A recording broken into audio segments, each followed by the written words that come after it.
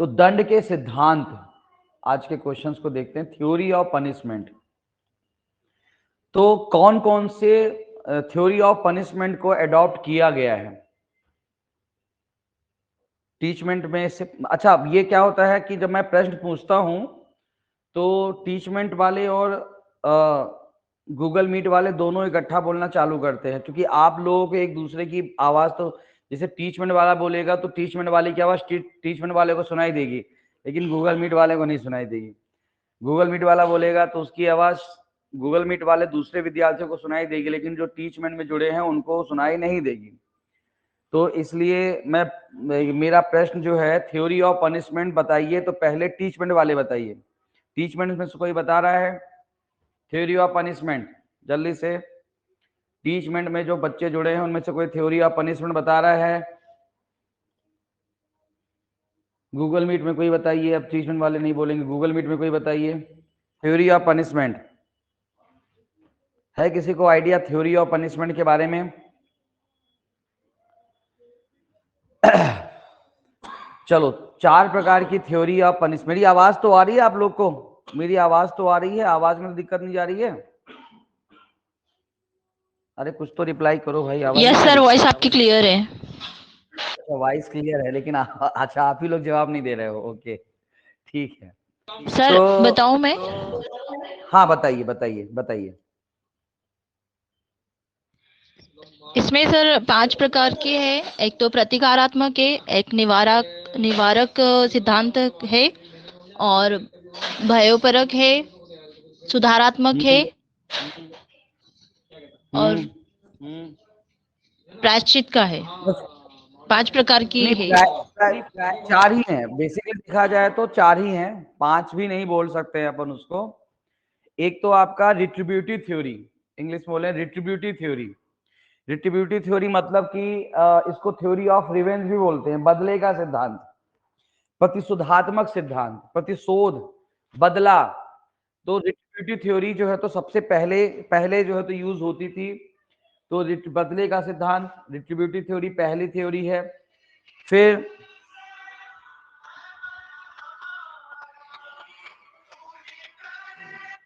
Hello, हाँ जी, हेयकारी सिद्धांत भी इसको बोला जाता है। तो बेसिकली इसका मुख्य उद्देश्य था कि सजा देने का जो तरीका है वो इतना कठोर हो कि उसको देख करके जो दूसरे जो अभियुक्त हैं, समाज में जो अपराध करने के लिए सोच रहे हैं, तो वो उससे अपराध से दूर भागें। ठीक है ना, अपराध से दूर भागें। तो ये आपका डिटरेंट थ्योरी ऑफ पनिशमेंट जो है तो इसको बोला गया। ये सिद्धांत जनरली जो है तो अभी भी कुछ, जैसे सऊदी अरब जैसे कुछ देशों में सार्वजनिक रूप से फांसी देना या सजा देना, कुछ सिद्धांत प्राचीन समय में सूली चढ़ाना, सार्वजनिक तौर पर कोड़े पिटवाना, तो ये सजा इस तरह से दी जाती थी ताकि दूसरे लोग को मैसेज मिले। लेकिन इसको ये 2 सिद्धांत, यानी कि प्रतिशोधात्मक सिद्धांत है ना, यानी कि रिट्रीब्यूटिव थ्योरी और डिटरेंट थ्योरी, ये दोनों ह्यूमन राइट्स के अगेंस्ट माने जाते हैं। तो इसीलिए बहुत सारे देशों ने जो है तो इसको धीरे धीरे समाप्त कर दिया। भारत में भी जो है तो 1986 में एक केस मैंने बताया था, attorney general of India versus Lakshma Devi का एक केस है, जिसमें बोला गया था कि ये यदि जैसे सार्वजनिक फांसी देने का कोई भी प्रावधान हो, मतलब कुछ भी किया जाता है, तो बेसिकली जो है तो ये अगेंस्ट माना जाएगा। तो इसको आप यहाँ पर कह सकते हो कि यूज नहीं कर सकते हो। Attorney general of India Lakshma Devi 1986 है ना, कल बताया था मैंने केस आपको। फिर तीसरा जो है तो थ्योरी माना जाता है प्रतिरोधात्मक सिद्धांत, या प्रतिरोधात्मक बोल दिया इसको, निरोधात्मक सिद्धांत या निवारात्मक सिद्धांत। निवारात्मक सिद्धांत इंग्लिश में इसको बोलते हैं प्रिवेंटिव थ्योरी ऑफ पनिशमेंट। एक बहुत फेमस कोटेशन आप लोग पढ़ते होंगे, प्रिवेंशन बेटर देन क्योर, बहुत फेमस है ना, उपचार से अच्छा निदान है। और कोविड के समय में तो इसको अच्छे से समझ भी आपने लिया होगा कि भाई कोविड हो जाए उस समय तो उससे अच्छा है कि भाई 2 गज की दूरी है जरूरी, नहीं 6 गज 2 गज देख रखे हैं। तो कहने का मतलब ये, तो आप देखो कुछ गंभीर जो आपका कह सकते हो कि जनरली इसको सभी जगह यूज किया गया है, भारत में भी यूज किया गया है। तो प्रिवेंटिव बेटर देन क्योर के संबंध में संवैधानिक प्रावधान कहाँ पे किया गया है, कॉन्स्टिट्यूशन में कहाँ पे प्रावधान किया गया है प्रिवेंटिव थ्योरी ऑफ पनिशमेंट के संबंध में? 22 बताइए। आर्टिकल 22 क्लॉज 4 से लेकर के 7 तक में। अच्छा, प्रिवेंटिव थ्योरीज के तहत किसी व्यक्ति को मिनिमम कितने समय तक डिटेंशन मतलब जेल में रखा जा सकता है? मिनिमम 3 महीने, मतलब वहां पे 3 मंथ। और मैक्सिमम अभी जो आपका जो नेशनल सिक्योरिटी एक्ट है, एनएसए है, 12 माह तो एनएसए में उसको 12 माह। मैक्सिमम बढ़ा के कर सकते हैं 12 माह। एनएसए में उसको बढ़ा के कर सकते हैं 12 माह, ठीक है ना। इसमें एक एडवाइजरी बोर्ड बनता है। ये एडवाइजरी बोर्ड के संबंध में एनएसए में भी प्रावधान दिया गया है, जिसमें हाई कोर्ट के एक्टिव या रिटायर्ड जो है तो जस्टिस वहां पर कह सकते हैं कि मेंबर होते हैं, और प्रॉपर तरीके से उनके द्वारा वहां पर जो है तो कह सकते हैं कि उसमें सलाह मशवरा करने के बाद इसका निर्धारण यहाँ पर किया जाता है। तो ये चीजें यहाँ पर ध्यान में रखिएगा, ठीक है। तो भारत में पहले जैसे आपका कुछ एक्ट चलते थे, तो पहले उसके एक्ट बाद में पोटा, टाटा, अभी वर्तमान में नेशनल सिक्योरिटी एक्ट, सामान्य में रासुका इसको भी बोला जाता है। तो इसका रासुका एक एग्जाम्पल है। सीआरपीसी में कौन से 3 चैप्टर जो है तो बेसिकली इसके यानी कि प्रिवेंटिव थ्योरी पर बेस्ड हैं? कौन से 3 चैप्टर बेस्ड हैं जहां पे प्रिवेंटिव एक्शन लिया जाता है? चैप्टर 11 है, प्रशांति हिंसाचार प्रतिरोधी 8 है। हाँ बिल्कुल, 8, 10 और 11, 8, 10 और 11। तो प्रिवेंटिव थ्योरी पर बेस्ड जो सीआरपीसी में जो है तो सीआरपीसी में जो चैप्टर हैं, ठीक है ना, तो चैप्टर जो है तो कौन सा है? 8, 10 और 11 है ना। तो 8 में आपको पता होगा कि कह सकते हो कि सिक्योरिटी वहां पे ली जाती है फॉर कीपिंग गुड बिहेवियर। 10 में बहुत सारी 3-4 चीजें वहां पे बताया गया है। अनलॉफुल असेंबली होगी तो उसको कैसे डिस्पर्स करने के डिस्पर्सल ऑर्डर जारी किया जाता है।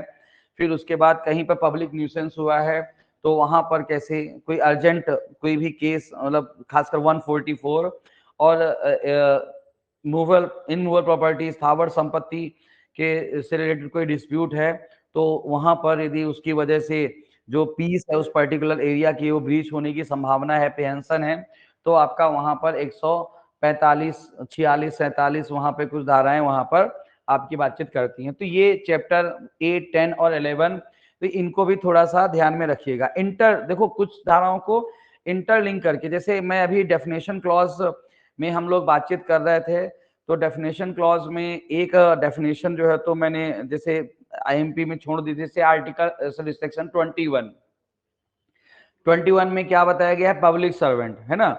तो पब्लिक सर्वेंट, अब चूंकि आप लोग जो है तो एडीपीओ बन के आप लोग पब्लिक सर्वेंट ही कहलाओगे, है ना, लोक सेवक ही कहलाओगे।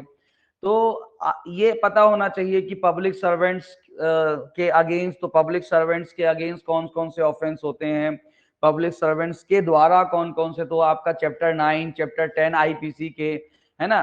तो वो आपके पब्लिक सर्वेंट, तो चैप्टर 9 बातचीत करें तो ऑफेंस बाय पब्लिक सर्वेंट, और चैप्टर 10 देखें तो ऑफेंस अगेंस्ट पब्लिक सर्वेंट। फिर उसके बाद थोड़ा सा आगे भी कह सकते हैं कि आईपीसी, खासकर चैप्टर 16 में भी कुछ धाराएं हैं कि कोई पब्लिक सर्वेंट के द्वारा कहीं पर भी यदि किसी प्रकार से यदि हर्ट किया जाता है, ग्रीवियस हर्ट किया जाता है, रॉन्गफुल कन्फाइनमेंट किया जाता है, रॉन्गफुल कन्फाइनमेंट या फिर असॉल्ट या क्रिमिनल फोर्स को यूज किया जाता है, तो कौन कौन सी धाराएं काम करती हैं, है ना, याद है ना, याद है कि नहीं याद है ना। जैसे 332, 333, 353 ये धाराएं पूछी, 332, 333, 353, तो ये धाराएं जो है तो आपको दिमाग में, है ना, ये मतलब ये अगेंस्ट यूज होता है, मतलब 300 वो 329, उसके पहले 330, 31 और 48, तो ये देख लेना, वहां पे धाराएं मैं वहां पे बता दूंगा, तो वो चीज वहां पर आपका काम करती हैं। तो इस वे में जो तो इसको आप लोग ध्यान में रखिएगा।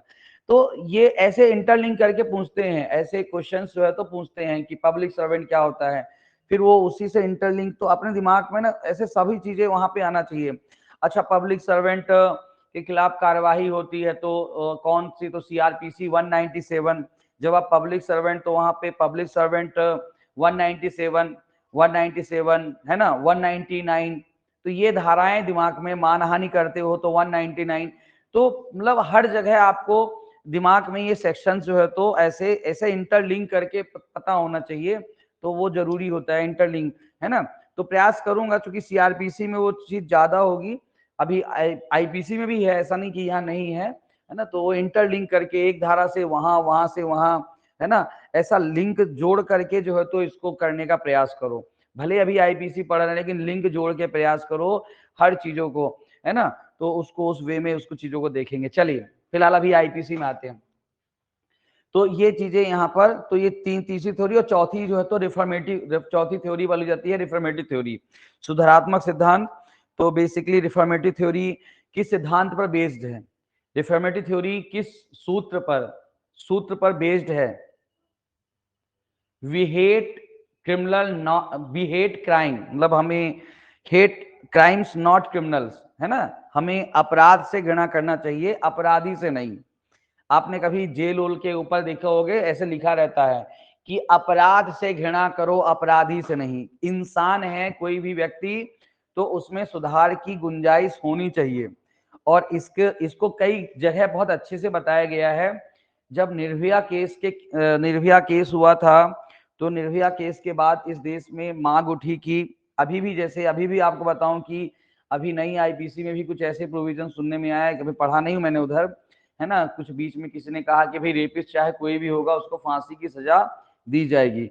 ये मांग जो है तो जेएस वर्मा कमेटी के सामने भी उठी, तो उन्होंने इस चीज को इसी वे में कहा कि भाई क्या हम ऐसे समाज की हम स्थापना करना चाह रहे हैं कि एक 18 साल से कम एज का बच्चा जो है तो रेप करे और हम उसको फांसी में चढ़ाए? मतलब हम ऐसे समाज को स्थापित करने का प्रयास कर रहे हैं। तो हमें इस प्रकार के समाज की स्थापना नहीं करनी है जहां पर कोई व्यक्ति अपराध करे हम उसको फांसी पर चढ़ाएं। तो इन चीजों से जो है तो हमें बचना है, उस वे में जो है तो इसको यहाँ पे ध्यान रखिए, लेना पड़ेगा प्रॉपर तरीके से। तो इसी सिद्धांत पर ये काम करता है। और अभी वर्तमान में जैसे आप लोग देखते हो परिवीक्षा, पेरोल, है ना, जो प्रोवेशन, पेरोल, तो ये सभी जो है तो रिफॉर्मेटिव थ्योरी के एग्जाम्पल हैं। प्रोवेशन है, पेरोल है ना, तो ये सभी जो है तो रिफॉर्मेटिव थ्योरी के जो है तो एग्जाम्पल हैं। ये बात यहाँ पर ध्यान में रखिएगा। अभी पेरोल को लेकर के कुछ ना कुछ हाईलाइटेड मामले हमारे सामने आते रहते हैं। जैसे जब संजय दत्त को जो है तो सजा हुई थी, तो उस समय बड़ा पेरोल में संजय दत्त छूट के आए थे। पेरोल का भरपूर लाभ कौन उठा रहा है पता है आपको? एक व्यक्ति जो अपने आप को इंसान कहता है ना। तो राम रहीम इंसान जो है तो फिलहाल भरपूर फायदा उठा रहे हैं पेरोल का, है ना। तो ये चीजें यहाँ पे ध्यान रखिएगा प्रॉपर तरीके से। तो परिवीक्षा, पेरोल, ये सभी इसके एग्जाम्पल्स हैं। तो ये थोड़ा सा अच्छा, ये पता ही होगा ये तो सबको कि रियरेस्ट ऑफ रियर थ्योरी, है ना, एक छोटा सा प्रश्न है, सबको पता होगा। रियरेस्ट ऑफ रियर थ्योरी जो है तो बेसिकली किसके लिए यूज की जाती है? डेथ सेंटेंस के लिए यूज की जाती है ना। बच्चन सिंह वर्सेस पंजाब राज का मामला, है ना, पता था ना सबको, है ना। तो मतलब ये कोई बड़ी बात नहीं है, आई थिंक सभी लोग इतना पता है।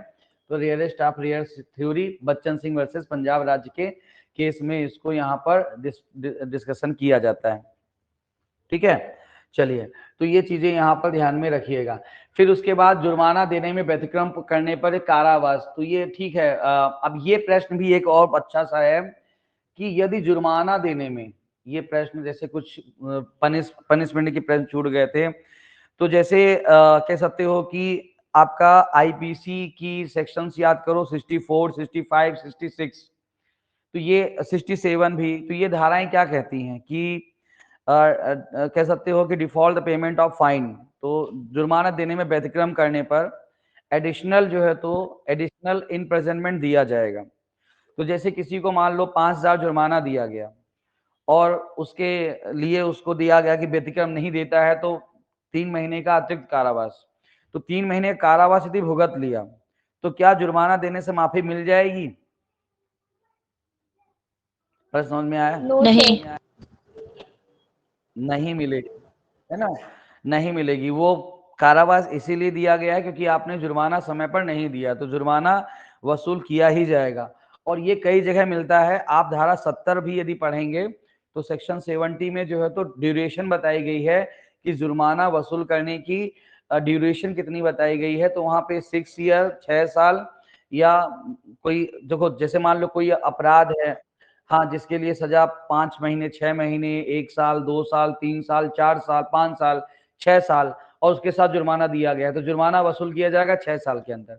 लेकिन कहीं पे सजा दी है 7 साल 10 साल 14 साल, तो फिर वो जितनी सजा दी गई है उस समय तक जुर्माना वसूल किया, तो उसके साथ यानी सजा के साथ जुर्माना, ठीक है ना, इम्प्रिजनमेंट के साथ फाइन जो है तो दिया गया है, तो फिर वो पर्टिकुलर ड्यूरेशन तक उसकी रिकवरी हो सकती है। और वहीं पे एक शब्द यूज करता है, आप देखोगे सेक्शन 70 में, धारा 70 में, तो हिंदी में मुझे याद आ रहा है कि मृत्यु, डेथ भी जो है तो जुर्माना देने से जो है तो क्या करती है, डिस्चार्ज, मतलब कि वहां पर नहीं करती है, ठीक है ना। तो मृत्यु भी जो संपत्ति के दायित्व से मृत्यु उन्मुक्त नहीं करती है। Death is not discharge property from liability. तो यदि किसी अपराधी की मृत्यु हो जाती है तो उसकी संपत्ति से भी सरकार जुर्माना वसूल कर सकती है। तू मर गया तो कोई बात नहीं, तेरी संपत्ति बेच करके हम जुर्माना वसूल कर लेंगे, तो उसके बारे में जो है तो माफी नहीं मिलती है। अच्छा, एक चीज और बताऊं कि ये ऐसा नहीं कि हर यहाँ नहीं, एक और धारा है जहां पर जो है तो इस चीज को बताया गया है। सीआरपीसी में भी एक सेक्शन है यूज की गई है। चलो थोड़ा हिंट देता हूँ, सीआरपीसी के सेक्शन 394 याद करो, वहां पे कुछ ऐसा लिखा है सीआरपीसी के अपीलों का सेक्शन उपशमन 394। हाँ, तो उपशमन, अब उसको पढ़ना, अभी सीआरपीसी में हम डिस्कशन करेंगे उसको, लेकिन अभी उसको पढ़ना जाकर के 394। तो 394 में जो है तो वहां पे बताया गया है कि जुर्माना, मतलब वहां पे माफी नहीं मिलेगी, है ना। तो कोई जैसे किसी को दंडादेश दिया गया है, किसी अभियुक्त को ऑफेंडर को पनिशमेंट दिया गया, उसकी डेथ हो गई है, तो ऐसा नहीं होगा कि चल तू नहीं आया तो तेरे अपने बेटे को भेज, वो तेरी जगह जेल जाएगा, तो वहां से तो माफी मिल जाएगी, लेकिन जुर्माना जो है तो सरकार वसूल करेगी उसकी संपत्ति में। तो डेथ होने के बाद भी जुर्माना वसूल, तो जुर्माने से नहीं, जुर्माने का अबेटमेंट नहीं होता है, उपशमन नहीं होता है, यहाँ पे ध्यान रखना। तो मरने पर भी नहीं छोड़ते, तो जिंदा जी तो छोड़ेंगे नहीं तुमको। तो ये चीज यहाँ पर, तो ये बहुत सारे यहाँ पर एग्जाम्पल उस चीज को बोलता है। चलिए, तो हाँ, जुर्मा मतलब कि जुर्माना जो है तो सरकार वसूल करेगी ही करेगी। अब एक बात समझना, सरकार के ऊपर, ये सरकार के पास तो शक्ति है ना, मतलब देखो सरकार चाहे तो वो माफी दे सकती है, वो उसका डिस्क्रिमिनेशन है, समझ में आ गया ना। ये सरकार का विवेकाधिकार है, सरकार माफी दे देती है, इट इज डिस्क्रिएशन ऑफ गवर्नमेंट।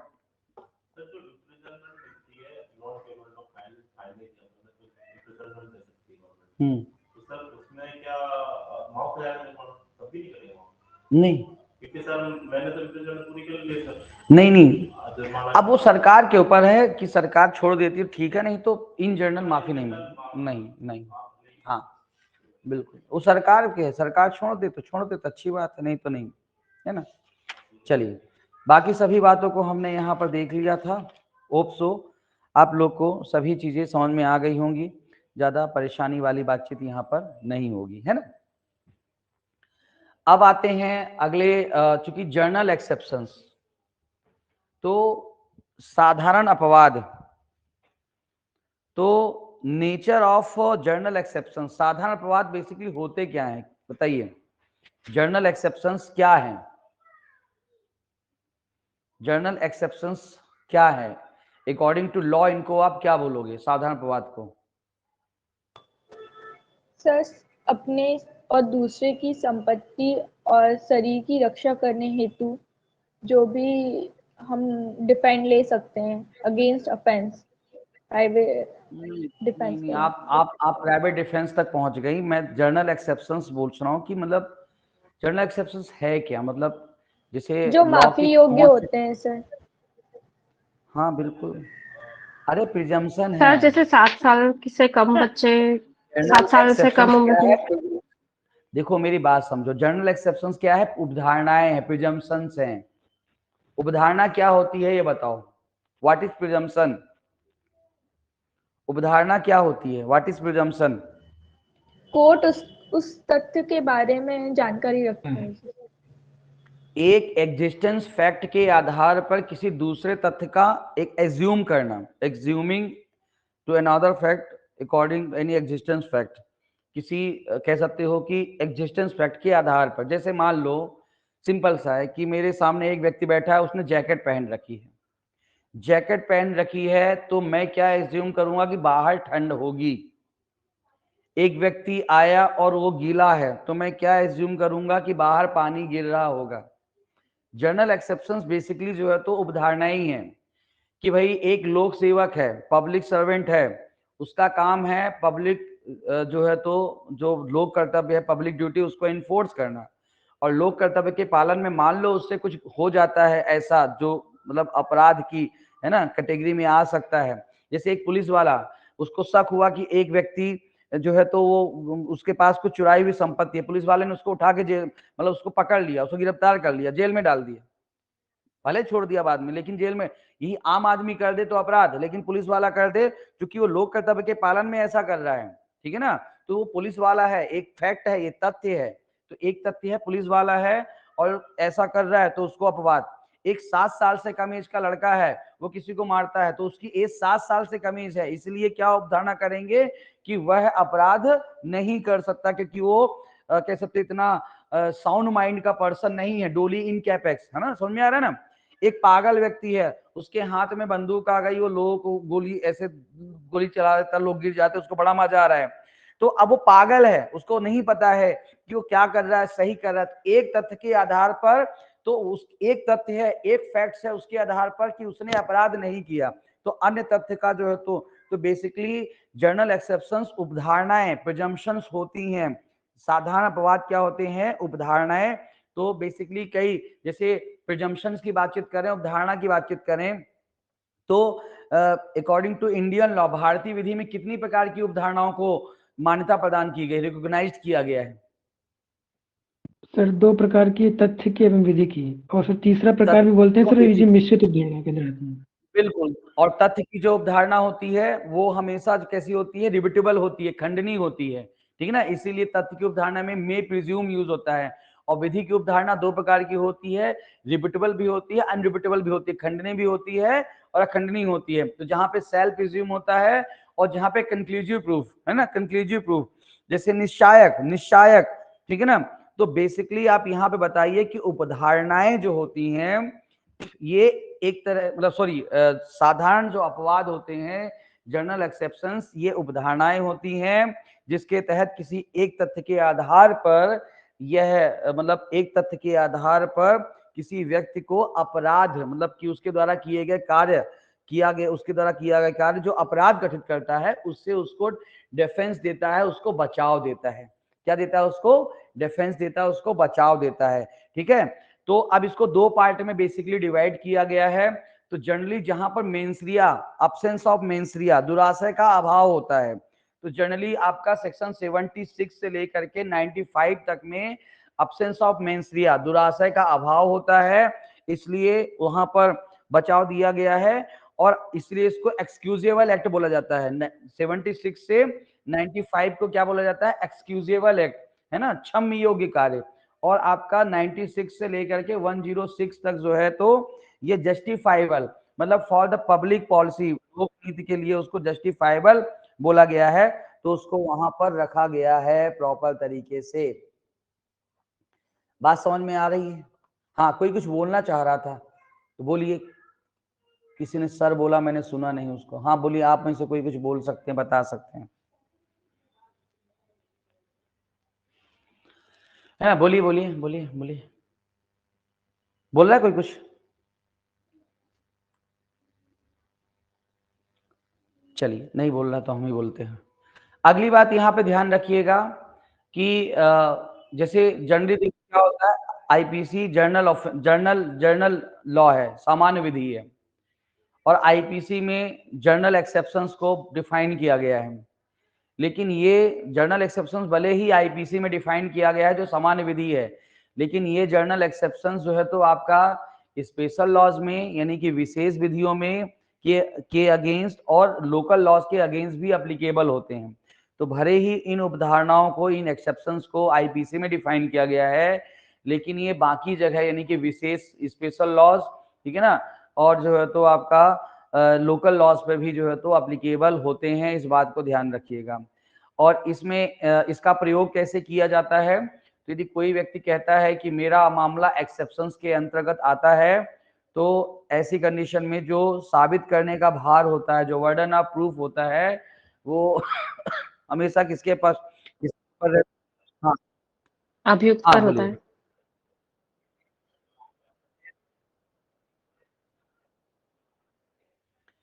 नहीं नहीं,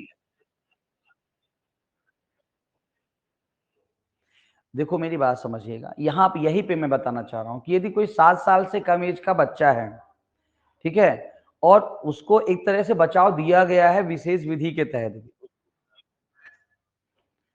उसको डॉले इनको, उसको चाहे किसी भी, चाहे सामान्य विधि हो, मतलब चाहे भले बिल्कुल आप आईपीसी धारा 5 भी मुझे बिल्कुल पता है, आईपीसी धारा 5, लेकिन उसके बावजूद भी यहाँ पे ध्यान रखिएगा कि वहां पर भी जो है तो उसको बचाओ, मतलब कि यानी विशेष विधियों और किसी मतलब कोई स्पेशल लॉज, लोकल लॉज, वहां पर भी जो है तो इनको लागू किया जा सकता है, ठीक है ना। तो चाहे पुलिस ऑफिसर्स कोई यदि है, पुलिस ऑफिसर्स यदि कोई है, अब पुलिस ऑफिसर यदि किसी पास्को एक्ट, एनडीपीएस एक्ट के तहत भी कार्रवाई कर रहा है, तो भी, और वहां पर तो भी उसको एक तरह से प्रोटेक्शन मिलता है। आप देखो तो 76 और 70, मतलब 76 जो हर जगह रहता है, आप अधिकांश जो माइनर एक्ट देखते हो वहां पर एक धारा बिल्कुल रहती है कि कोई भी मतलब लोग, मतलब उसको प्रोटेक्शन वाली एक धारा, एक प्रोटेक्शन वाली धारा रहती है ना, कि उसके द्वारा सद्भावना पूर्वक गुड फेथ में कोई काम किया है, तो क्या है वो एक्सेप्शन ही तो है, वो जन एक्सेप्शन ही तो है, ठीक है ना। तो वो चीजें, तो यदि कोई बच्चा है 7 साल से कम एज का है, ठीक है ना, और कोई पास्को के तहत या फिर कोई एनडीपीएस के तहत, कोई किसी भी के तहत वो कोई ऐसा कार्य कर रहा है जो एक 7 साल से ऊपर का व्यक्ति करता तो अपराध होता, 7 साल के ऊपर का करता तो अपराध होता, लेकिन वहां पर अपराध उसको नहीं, क्योंकि उसको एक्सेप्शन के तहत बचाव दिया गया है। तो ये सभी जगह लागू होता है, ठीक है, सभी जगह इसको अप्लीकेबल करते हैं, लागू करते हैं, इस बात को ध्यान में रखिएगा, ठीक है। बाकी 105,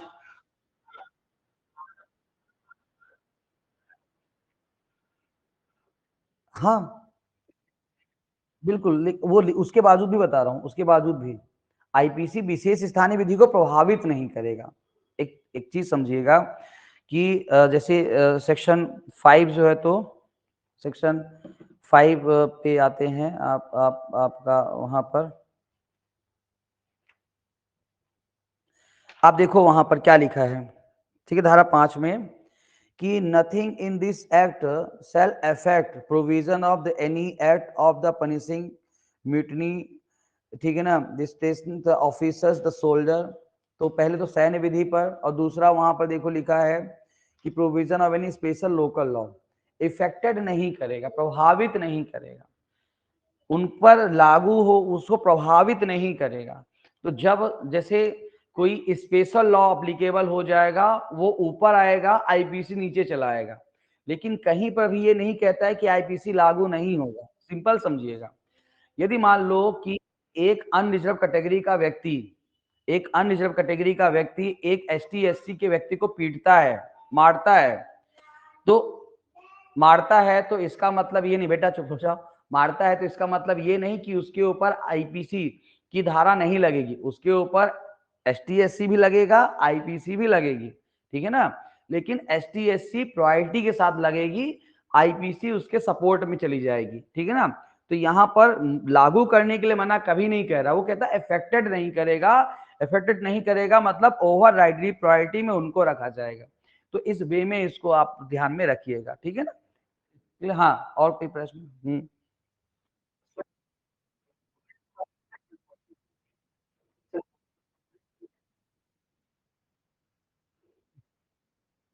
बिल्कुल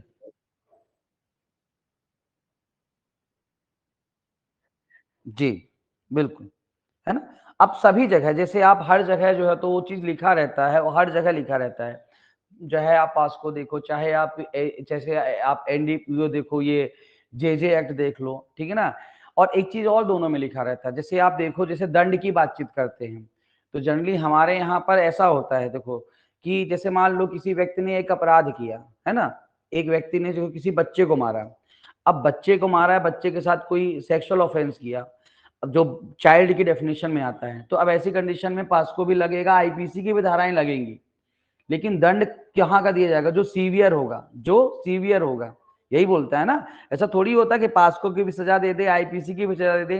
अब यदि आईपीसी में सीवियर पनिशमेंट है तो आईपीसी की सजा, यदि उस स्पेशल लॉज में सीवियर पनिशमेंट है तो उसको वहां पर दिया जाएगा। तो कोई भी विधि दूसरे विधि काटती नहीं है, ध्यान सपोर्ट में।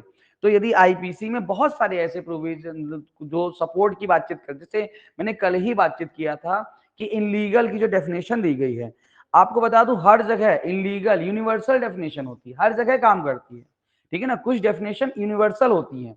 जैसे एक और एग्जांपल मिलेगा आपको कि जैसे आप कहते हो कि साहब जैसे लीगल रिप्रेजेंटेटिव, विधिक प्रतिनिधि। अब आप लीगल रिप्रेजेंटेटिव पढ़ोगे सीआरपीसी में भी जो है, तो जहां पर भी जैसे मुझे थोड़ा थोड़ा याद आ रहा है, जैसे 320 में एक आध जगह यूज किया है, वहां पे कहता है कि लीगल रिप्रेजेंटेटिव के लिए आपको सीपीसी उठानी पड़ेगी, सीपीसी में डिफाइन किया गया है। तो कुछ डेफिनेशंस कैसी होती है? यूनिवर्सल होती हैं, भले उसको सिविल में डिफाइन किया गया है लेकिन वो क्रिमिनल तक एक्सटेंस लगती हैं, ठीक है ना। क्लियर कहानी? तो इस वे में उसको यहाँ पर ध्यान में रखिएगा। तो ये जर्नल एक्सेप्शन आपके यूनिवर्सल प्रोविजंस कहलाते हैं, ये सभी जगह जो है तो अप्लीकेबल होते हैं, ठीक है। और कोई प्रश्न?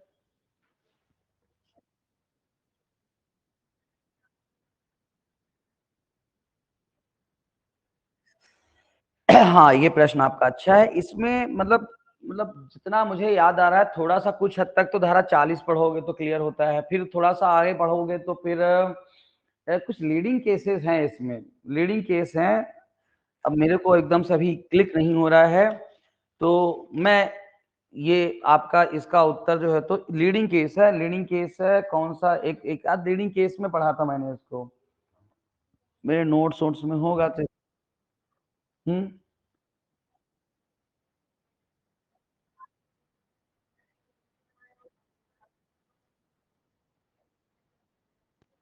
सर किस विषय में बात हो रही है सर? बिल्कुल उसमें भी बिल्कुल बोल सकते हैं, क्योंकि वही चीज है ना कि उसको मतलब एक एक्ट दूसरे एक्ट को कंप्लीट करता है, अफेक्टेड नहीं करता है, ठीक है ना। तो उस वे में उसको लिया जाएगा, तो वहां पर भी बोल सकते हैं, क्योंकि वहां पर कई एक्ट में तो ऐसा लिखा भी है साफ तौर पर, ठीक है ना। तो उससे भी बिल्कुल ले सकते हैं। और नहीं तो मैं इसको, चलिए कुछ प्रश्न वो होते हैं ना, जैसे कल वो क्लियर हो गया, वहां पे राज्यपाल का ही सिग्नेचर लगता है जब कोई किसी को फांसी सजा से माफी दिया जाता है, तो वो चीज वहां पर। तो अब ऐसे क्लियर एक आध कुछ क्वेश्चन एक आध आ जाएंगे, भाई मैं सर्वज्ञाता तो हूं नहीं भैया, है ना। अपन तो देखो,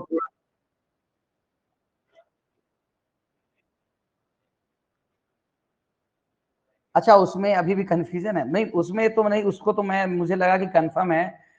तो उसमें उसमें वही है कि कोई यहाँ पे इलीगल शूटिंग वगैरह का चार्ज लग सकता है, लेकिन उसमें कोई मतलब मर्डर, जैसे उसमें मर्डर का चार्ज लगेगा तो मर्डर का चार्ज नहीं लगेगा, इलीगल शूटिंग वगैरह का चार्ज वहां पर लग सकता है, या घर में घुस के गोली मारी तो उसका चार्ज लग सकता है, लेकिन ना तो अटेम्प्ट टू मर्डर का ना तो मर्डर का वो चार्ज नहीं लगेगा। अटेम्प्ट टू मर्डर रहता।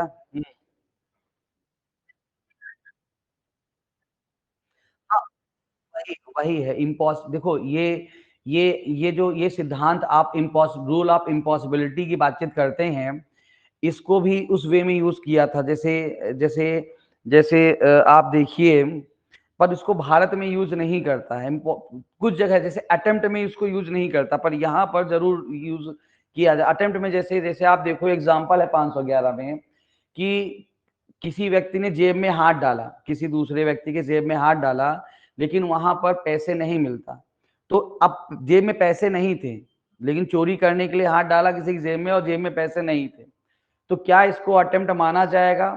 तो इसको अटेम्प्ट माना गया है, इसको अटेम्प्ट माना गया है, ठीक है ना। तो उस वे में वहां पर अटेम्प्ट माना गया है। 511 में एलिस्ट्रेशन भी, वहां पर संदूक खोली, संदूक में यदि मान लो जेवरात नहीं मिलते तो भी उसको अटेम्प्ट माना गया है। लेकिन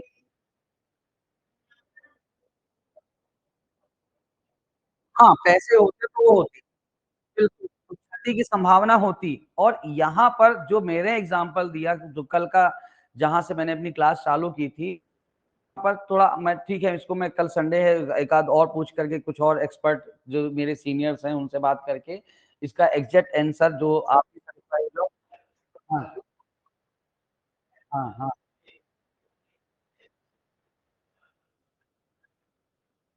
हम्म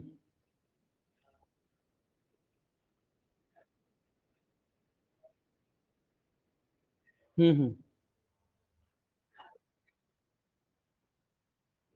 हम्म नहीं रेप करता है यदि ऐसा आप बोल रहे हो उसमें क्या हाँ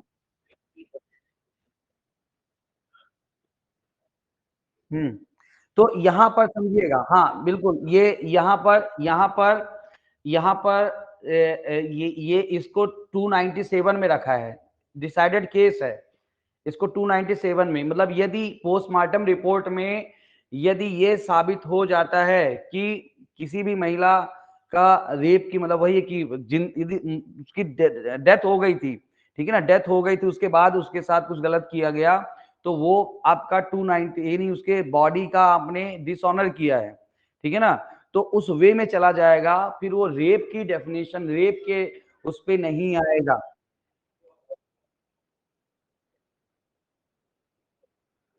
हाँ उससे कोई अब यहाँ पर यही यही है ना। जी जी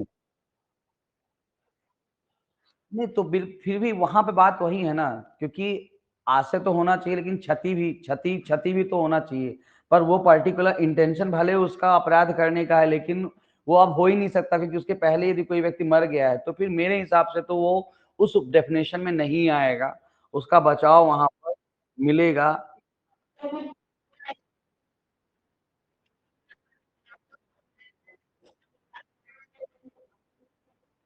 सर तो वो अच्छा 297 में आएगा क्या? चलिए तो मैं इसको इसको इस ये प्रश्न को मैं थोड़ा सा और 297 कुछ केसेस और पढ़ता हूँ समझता हूँ और एग्जैक्ट आंसर तक पहुंचने का प्रयास करता हूँ, ठीक है ना।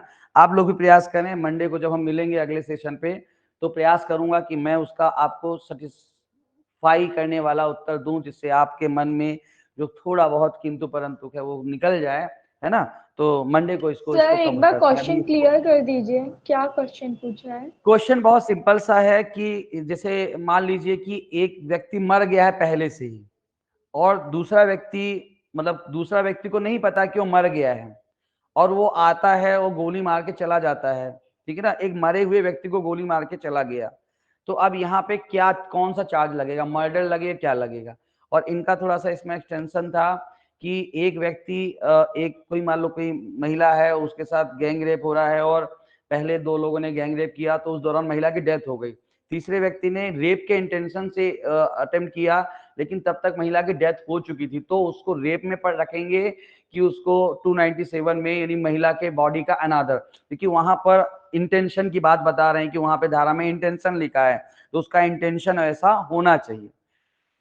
तो मेरे हिसाब से तो देखो इतना तो समझ में आ जाता है कि जिंदा तो कहीं ना कहीं वो उस वे में रखा जाता है, ठीक है ना, फिर भी अपन उसको उस वे में जो है तो अभी समझते हैं ना, तो क्योंकि है ना तो उसको उस वे में समझते हैं तो ये इसको थोड़ा कुछ और लोगों से बातचीत करके पढ़ के समझ के मैं आपको मंडे को इसका उत्तर देने का प्रयास करता हूँ। चलिए आगे बढ़ते हैं। तो ये प्रश्न यहाँ पर हो गया। वर्धी दंड तो देख लिया था। साधारण अपवाद साक्ष्य के किस तरह के नियम, तो ये मैंने आपको बता दिया। प्रिजम्पशन बेसिकली उपधारणाएं हैं, जर्नल एक्सेप्शंस, ठीक है ना। तो के तहत किसी कार्य को कब क्षम्य योग्य माना जाता है, जब साधारण अपवाद के तहत कार्य को एक्सक्यूजेबल तब माना जाता है जब उसमें दुराशय का अभाव होता है, absence ऑफ मेंस रिया, है ना। यहाँ पे when the act be executed under the journal exceptions, तो when absence the कह सकते हो मेंस रिया, जब दुराशय का अभाव रहता है तो उसको एक्सक्यूजेबल माना जाता है, क्षम योग्य माना जाता है। ये आपका यहाँ पर अगला क्वेश्चन यहाँ पर आपका बताया गया है। सोशल सिक्योरिटी के तौर पर किस जर्नल एक्सेप्शंस को शामिल किया गया है आपके यहाँ पर डेफिनेशन में, तो सोशल सिक्योरिटी के तौर पर जो है तो सामाजिक सुरक्षा के तौर पर कह सकते हैं कि आपका ये जर्नल साधारण अपवाद यानी ये सॉरी प्राइवेट डिफेंस को, है ना, तो प्राइवेट डिफेंस को जो है तो सोशल सिक्योरिटी के तौर पर जो है तो शामिल किया गया है। तो सोशल सिक्योरिटी के तौर पर प्राइवेट डिफेंस को जो है तो शामिल किया गया है। ये चीज यहाँ पर ध्यान में रखिएगा प्रॉपर तरीके से। अब इसके बाद जो ये जर्नल एक्सेप्शंस है ना, तो ऐसा थोड़ा सा याद रखिएगा कि तथ्य की भूल, मिस्टेक ऑफ फैक्ट 76 79 जस्टिफाइबल, है ना, तो वहां पर जो 76 और 79 है तो इसमें जो अंतर थोड़ा सा कई बार पूछ लेता, मतलब एक ठीक है, ऐसा बहुत डीपली प्रश्न है, इतना डीपली तो नहीं, पर पूछ ले कि 76 और 79 में डिफरेंस क्या है। तो 76 79 में क्या डिफरेंस है? उसमें शब्द यूज बाकी सब सेम है, दो शब्द अंतर है। विधि एक तो वहां द्वारा कहता है आबद्ध कि बाउंडेबल बाय विधि लॉ, द्वारा आबद्ध है और और 79 है में कि विधि द्वारा अनुमत है। विधि द्वारा न्यायानुमत है। तो क्या इसका मतलब क्या माना जाएगा कि विधि द्वारा आबद्ध है, विधि द्वारा न्यायानुमत है? सर धारा 76 बोलती है जहाँ विधि द्वारा आबद्ध, सर यहाँ पता होता है विधि किसी कार्य को करने के निर्देशित करती है, वहां सर विधि से बाध्य रहता है।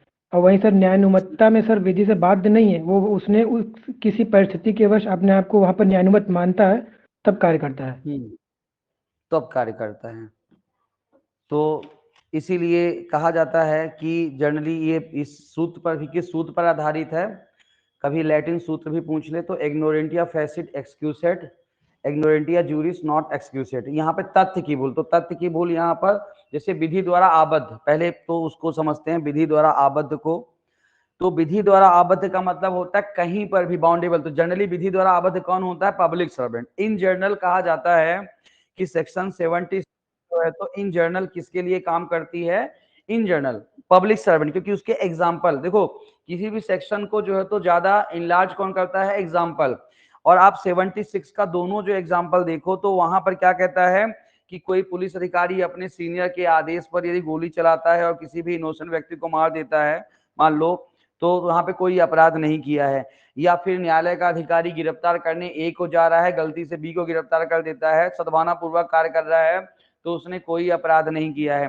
तो जनरली इन जर्नल जो है तो पब्लिक सर्वेंट का एक ड्यूटी होती है, लीगल ड्यूटी होती है किसी काम को करने की, ठीक है ना। और यदि गुड फेथ में वो काम कर रहा है, लेकिन तथ्य की, मिस्टेक ऑफ फैक्ट की, तथ्य की भूल की वजह से वो कुछ गलत कर देता है, किसी मान लो कि किसी इनोसेंट व्यक्ति को मार देता है या इनोसेंट व्यक्ति को गिरफ्तार कर देता है, तो ऐसी कंडीशन में सेक्शन 76 जो है तो उसको, क्योंकि वो कैसा काम कर रहा है? बाउंडेबल बाय लॉ, विधि द्वारा बाध्य है उस काम को करने के लिए, तो उसको यहाँ पर उस काम से, उसके कार्य को ऑफेंस की कैटेगरी में नहीं रखा जाएगा, ठीक है ना। ऑफेंस की कैटेगरी में इन उसको प्रोटेक्शन, संरक्षण प्रदान किया जाएगा, उस वे में जो है तो इसको लिखा जाता है प्रॉपरली।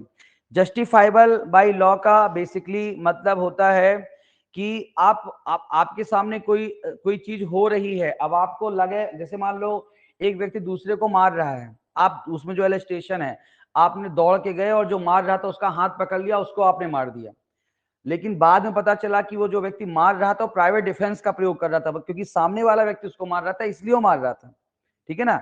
अब आपको तो नहीं पता, अब आपने तो जो सामने देखा कि भाई आपने देखा कि एक व्यक्ति दूसरे को मार रहा है, आपने जाके उसको वहां से बचा लिया, तो उस वे में। या जैसे और एग्जांपल कि जैसे कहीं पर एक क्या वो कुछ केसेस ऐसे भी पढ़े जाते हैं इसमें कि शेर का आतंक है जंगल में, और वहां पर किसी शिकारी को लाया गया कि भैया ये शेर जो है यहाँ पे लोगों को खा रहा है, तो शेर को मारो।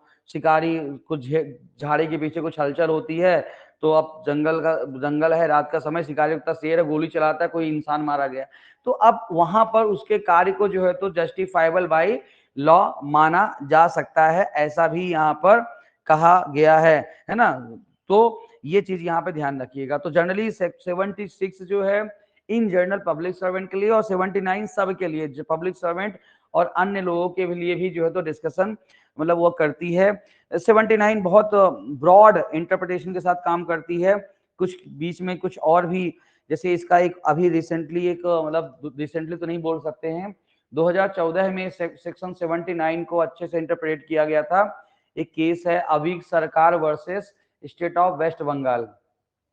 अविक सरकार का केस पता है ना, अविक सरकार तो 292 के अपराध के लिए उसको दोषी बोला गया था, तो वहां पर आरोप लगा था अविक सर, मतलब एक प्रेस वगैरह थी उसके ऊपर, तो वहां पर भी जो है तो उसको कि यदि सद्भाविक काम कर रहे हैं तो उसको जस्टिफाइबल माना जा सकता है। पर ये फैक्ट सर्कमस्टांसेस के आधार पर कोई भी सद्भाविक कार्य यानी कि बोनाफाइड एक्ट जस्टिफाइबल है कि नहीं है, इस केस में कहा गया था ये हर मामले में फैक्ट सर्कमस्टांसेस तथ्य परिस्थितियों की यानी कि सर्कमस्टांशियल एविडेंस के आधार पर इसका निर्धारण जो है तो किया जाएगा, ठीक है ना।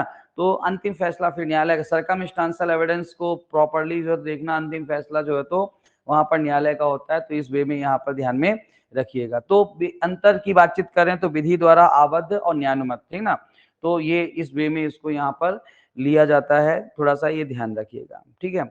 डिटेलिंग ठीक है, चला गया, पता नहीं जाएगा। चलो 77 78 जो है तो ठीक है, न्यायालय गलती नहीं, न्यायाधीश गलती नहीं कर रहा है या और न्यायालय, अब न्यायालय के अधिकारी वगैरह, तो विधि के प्रवर्तन में यदि कोई भी जैसे एक सिंपल सा एग्जांपल की एक जल्लाद किसी को फांसी पे चढ़ाता है, कौन सी सेक्शन का बचाव मिलेगा? 78 का। जज साहब ने किसी को मान लो कि मृत्यु दंडादेश दे दिया, लेकिन बाद में अपील में जो है तो उसको कन्वर्ट कर दिया गया, बाइज्जत बरी कर दिया, तो क्या जिस जज साहब ने मृत्यु दंडादेश दिया गया है कि उनको फांसी पे चढ़ा दोगे कि भाई उन्होंने गलत, तो भाई जज है, उन्हें इंटरप्रिटेशन किया, यदि विधि सही तरीके से लॉ लीगल काम करते हैं, उन्होंने सही इंटरप्रिटेशन किया तो उनकी कोई गलती, उनके सामने जो साक्ष्य पेश किए गए उसके आधार पर निर्णय दिया, आगे न्यायालय में कुछ और साक्ष्य पेश किए उसके आधार पर उन्होंने निर्णय दिया, कई बार ऐसा भी होता है, ठीक है ना। तो ये चीजें यहाँ पर ध्यान में रखिएगा। तो 77 78 80 बहुत ज्यादा परेशान नहीं करता है। 81 कई जगह से काम करता है। 81 थोड़ा इंटरव्यू के लिए भी काफी इंपॉर्टेंट भी है, क्योंकि इसमें रूल ऑफ नेसेसिटी बताई गई है, आवश्यकता का नियम। 81 में क्या बताया गया है? आवश्यकता का नियम। आपके सामने दो सर्कमस्टांसेस हैं, एक बड़ी नुकसानी, एक छोटी नुकसानी। तो 81 कहती है छोटी नुकसानी कर सकते हो, मतलब कर इंटेंशनली नहीं, बड़ी नुकसानी को बचाने के लिए छोटी नुकसानी हो रही है ना। वो एक जहाज है, एक रेलवे स्टेशन है कि जहाज जा रहा है, यदि एक पर्टिकुलर यदि सीधे चला जाएगा चट्टान से टकरा जाएगा, पर्टिकुलर डायरेक्शन में मोड़ते हो तो एक छोटी नौका में जान, तो एक जहाज जिसमें 100-200 लोग हैं उनकी जान का जोखिम है, नौका में 4 लोग हैं उनकी जान, तो वहां पे 100-200 के एवज में 4 लोग की जान का जोखिम लिया जा सकता है, ठीक है। तो एक तो ये तो बड़ी नुकसानी को, बड़ी हार्म को बताने के लिए छोटा हार्म वहां पर किया जा सकता है, ठीक है ना। और दूसरा कि कहीं आग फैल गई है तो दो एल स्टेशन वहां पे है, तो एक आध बीच में घर को, कहीं फसल में आग फैल गई है तो आग फैलती जा रही है एक खेत से दूसरे खेत, तो किसी किसान के खेत को आप फसल को खराब कर दो, गीला कर दो या फसल गिरा दो, नुकसान पहुंचा दो, ताकि आग पूरी जगह ना फैले, तो मतलब कुल मिला के पूरे खेत जल जाए, तो बड़ी नुकसानी से छोटी नुकसानी वहां पर, ये आपका सेक्शन 81। तो इसको बेसिकली एक सिद्धांत बोला जाता है, डॉक्ट्रिन ऑफ सेल्फ प्रिवेंशन, आत्म परिरक्षण का सिद्धांत भी इसको बोला जाता है। इसमें एक बहुत फेमस केस भी पढ़ा जाता है, डडले स्टीफन का केस है ना, उतना पूछेगा नहीं, आत्म परिरक्षण वही सब जगह बोला गया था, डडले स्टीफन का एक बहुत फेमस केस पढ़ा जाता है ये यहाँ पर। तो 81 रूल ऑफ नेसेसिटी, आवश्यकता का नियम इसको बोलते हैं। तो आवश्यकता का नियम, बड़ी नुकसानी को रोकने के लिए बिना सद्भावना पूर्वक और बिना क्रिमिनल इंटेंशन के छोटी नुकसानी यहाँ पर की जा सकती है, तो ये थोड़ा सा यहाँ पे ध्यान रखिएगा। 81 के बाद 82 83 डोली इन कैपेक्स, डोली कैपेक्स, ये थोड़ा दिमाग में रखना, तो ये है ना, तो इतना बाकी इसमें तो मुझे नहीं संभावना लगती बहुत ज्यादा। 84 में काफी संभावनाएं बनती हैं, ठीक है ना, तो क्षम योग है यहाँ पे, साधारण प्रवाद वगैरह ये सब चीजें हो गई। 84 की बातचीत करते हैं, तो 84 में एक बहुत फेमस प्रश्न हमेशा बनता है कि difference between medical legal madness या इंसेनिटी, चिकित्सीय और विधिक पागलपन, है ना, चिकित्सीय और विधिक पागलपन में अंतर। अच्छा 83 82 तो डोली इन, 83 डोली कैपेक्स इन कैपेक्स, दोनों वहां पे काम करता है। मेच्योर माइंड है, माइंड जो है तो मेच्योर है, तो फिर ऐसी कंडीशन में यदि मैच्योर है व्यक्ति तो कौन सा वहां पे काम करेगा, डोली कैप इन कैपेक्स, यानी मतलब इन कैप उसमें सॉरी कैपेक्स, और अनमेच्योर है तो इन कैपेक्स, है ना। मेच्योर है कोई भी व्यक्ति, समझ है, अच्छे से चीजों को समझ रहा है। कुछ पुराने भारतीय केस, एक हीरालाल मलिक का बहुत अच्छा केस था बिहार राज्य का, इसमें इस चीज को डिफाइन करने का प्रयास किया गया था 1977 का, ठीक है ना, कि ये फैक्ट सर्कमस्टांसेस से जो है तो इसका निर्धारण करेंगे कि कोई व्यक्ति मेच्योर है कि इनमेच्योर है, और उसके आधार पर जो है तो उसका आपराधिक उत्तरदायित्व, क्रिमिनल लायबिलिटी का निर्धारण यहाँ पर करेंगे, यहाँ पे ध्यान रखिएगा। 84 अनसाउंड पर्सन, विकृचित व्यक्ति, अपराध करते समय at the time committing offence, चित्त विकृतता के कारण, ठीक है ना, तो कार्य की प्रकृति, नेचर ऑफ एक्ट, या कह सकते हो कि कार्य का परिणाम, कॉन्सिक्वेंस ऑफ एक्ट को समझने में इनकैपेबल है, असमर्थ है, तो उसके द्वारा किया गया कार्य अपराध नहीं माना जाएगा, ठीक है ना। पागल है तो पागल है तो उसको बचाव मिलेगा 84 का, यहाँ पे ध्यान रखिएगा, ठीक है। लेकिन यहाँ पर कि इसको किस वे में यूज किया जाता है, तो यहाँ पर मेडिकल इलनेस और लीगल इलनेस, तो कौन सा केस था जिसमें मेडिकल इलनेस और लीगल इलनेस को पहली बार डिस्कशन किया गया था? मैग्नाटन का बात, मैग्नाटन का, मैग्नाटन, द केस ऑफ मैग्नाटन, मैग्नाटन का केस है। और बाद में जो है तो यहाँ पर एक डरहम का, अमेरिकन जुडिशरी का भी एक डरहम का केस था, डरहम का केस। तो ये मेडिकल और लीगल इलनेस को जो है तो मैग्नाटन और डरहम के केस में जो है तो डिफाइन करने का प्रयास यहाँ पर किया गया था, यहाँ पर ध्यान में रखिएगा, ठीक है ना। तो मैग्नाटन और डरहम का केस, तो यहाँ पर तो वो चीजें भारत में भी कई केसेस हैं, तो यहाँ पर थोड़ा सा, तो मेडिकल इलनेस का मतलब वहां पर ये बोला गया है कि मेडिकली तो हर व्यक्ति, मतलब मेडिकल इलनेस का, तो देखो मेडिकल साइंस तो क्या कहता है, अपराध करने वाला हर व्यक्ति जो है तो बीमारी होता है, ठीक है ना। तो मेडिकल यदि इलनेस के चक्कर में जाएंगे तो हर व्यक्ति बाइज्जत बरी हो जाएगा। तो यहाँ पे बोला विधिक पागलपन, लीगल इलनेस, तो विधिक पागलपन मतलब जैसे समझो कोई व्यक्ति हत्या कर रहा है, हत्या करने के भले भले मतलब बेवजह हत्या ही कर रहा है ना। जैसे बहुत सारे साइको किलर होते हैं बेवजह, मतलब साइको किलर अपना एक शुरू में हत्या करते हैं, लेकिन हत्या करने के बाद साक्ष्य छुपा रहे हैं, भाग रहे हैं, अपने आप को बचा रहे हैं, मतलब उनको पता है कि वो क्या कर रहे हैं। तो भले बाद में वो पकड़े गए तो बोले मैं ये तो पागल, मैं पागल हूं, मेरे दिमाग से जो है तो लेकिन आप भले आप अपने आप को पागलपन का बचाव ले रहे हो, लेकिन आपको पता है, आप बचने का प्रयास करो, मतलब आपको पता है आप क्या कर रहे हो। तो यदि यदि व्यक्ति किसी भी प्रकार से बचने का प्रयास कर रहा है, ठीक है ना, तो माना जाएगा कि वो विधिक रूप से लीगली जो है तो अपराध करने के लिए कैपेबल है, और उसको लीगल इलनेस के तहत रखा जाएगा, ठीक है ना। लेकिन बिल्कुल अपराध करने के बाद व्यक्ति को किसी गोली मार दिया और समझ में नहीं आ रहा है, बंदूक हाथ में लेके ऐसे पागलों जैसे भटक रहे हो, तो वो फिर जो है तो पूरी तरह से माना जाएगा कि अब तो ये पागल ही है, इसको कुछ कुछ भी जो है तो बचाव मिलता है। अंतिम फैसला इस पे न्यायालयों का रहता है, और इसके संबंध में सीआरपीसी में प्रावधान कहाँ किया गया ये बताओ। सीआरपीसी में है ना 328 से लेकर के 334 में बताया गया कि हाँ 328, 329, फिर उसके बाद 330, 334, तो 334 में कौन मतलब वहां कहता है कि यदि ये साबित हो जाता है कि कार्य करते समय पागल था तो 334 के तहत उसको बचाव वहां पर दिया जाएगा। इस बात को यहाँ पर ध्यान में रखिएगा प्रॉपर तरीके से, ठीक है ना। तो इस प्रकार से आपका ये पर्टिकुलर सेक्शंस यहाँ पे बातचीत करता है प्रॉपर तरीके से, ठीक है। चलिए इंटॉक्सिकेशन की बातचीत करते हैं। तो इंटॉक्सिकेशन इतना ज्यादा परेशान नहीं करता है। इंटॉक्सिकेशन बस वो है कि इंटॉक्सिकेटेड जो पर्सन है, मत्त व्यक्ति जो है, उसकी इच्छा के बिना मत्तता उसने धारण की हो, है ना।